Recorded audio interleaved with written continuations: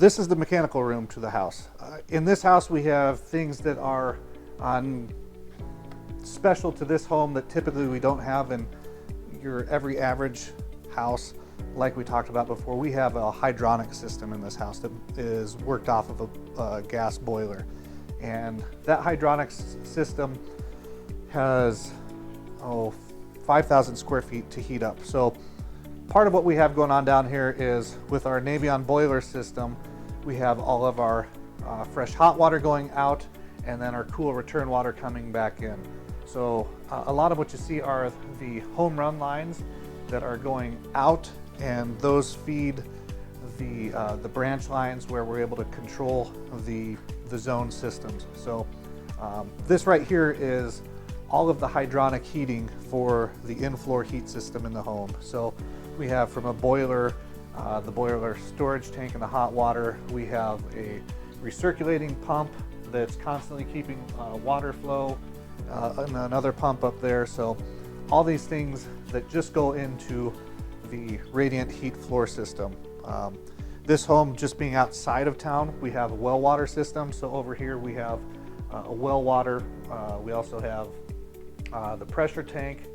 So this right here, as the water comes into the home, goes through the pressure tank, and it's going to feed the rest of the house. So in this house, like I mentioned earlier, for the rest of the heating and cooling, we use geothermal. So out in the front of the home, we have a geothermal loop system and a well field. We have 9 wells out front that are dedicated for just the heating and cooling, and those are a closed loop well. They're about 100 to 120 feet deep, of going down and coming back up through the heat exchange through those wells is how the house in the summertime and wintertime is heated and cooled. And so right here we have the main lines that are going out and then coming back into the house.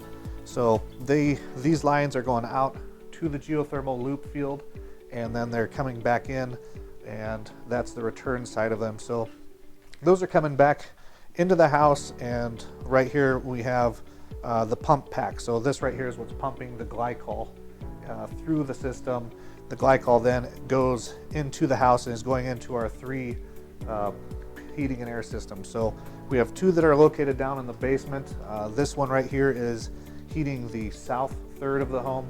We have another system that's in the next room over, and that's dedicated towards the middle section of the house.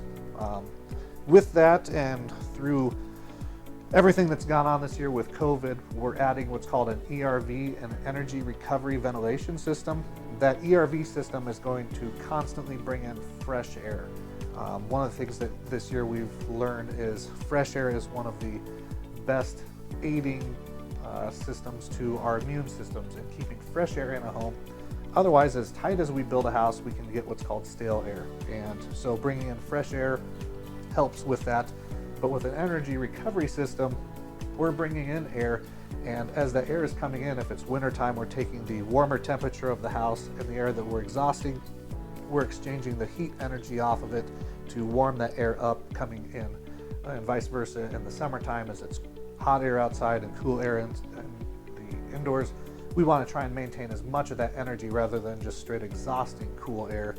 We want to try and keep that kept in the home. So that next system over in the middle of the home is going to be where our energy recovery system is installed and ventilating all of the fresh air into the home through that mechanical system.